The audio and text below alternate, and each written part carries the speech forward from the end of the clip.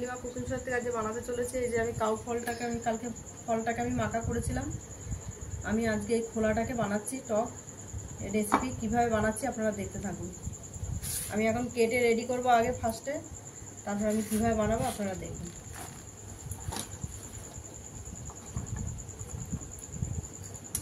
এটা আমি এখন এই ছোটো ছোটো ছোটো ছোটো পাতলা পাতলা করে কেটে নেব।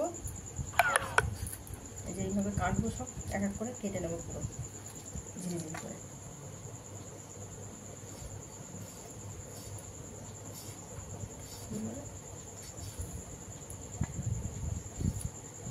আমি আস্তে আস্তে সবটাই কেটে নেব, তারপর আমি কীভাবে বসাচ্ছি আপনারা দেখুন। এই যে বন্ধুরা, এটা কেটে নিয়েছি, কাউ ফলের খোলাটাকে আমি এই যে কেটে নিয়েছি। এবার আমি কড়াই বসিয়ে দিয়েছি, তেল গরম হলে কড়াই গরম হলে তেল দিয়ে দেবো।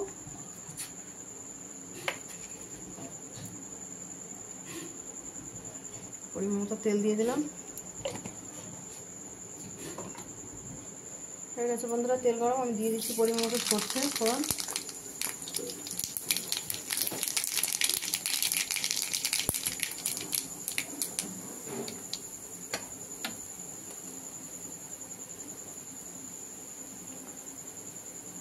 দিয়ে দিলাম কাঁচা লঙ্কাগুলো তেলের মধ্যে, নাড়াচাড়া করে দিয়ে দেবো।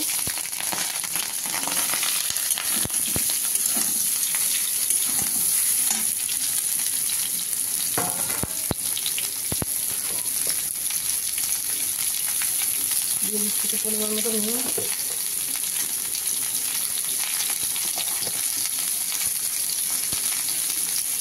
দিয়ে দেবো পরিমাণ মতো হলুদ গুঁড়ো।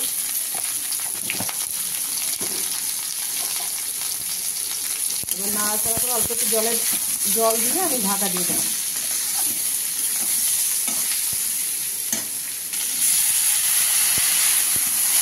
এটা গলার জন্য দিয়ে দেবো ঢাকা।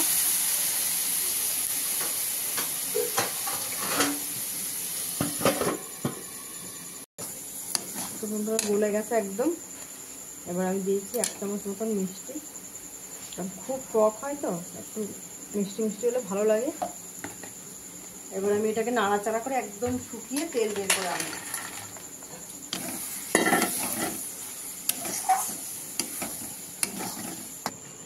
হয়ে গেছে বন্ধুরা, এটা এখন আমার তেল বেরিয়ে এসছে।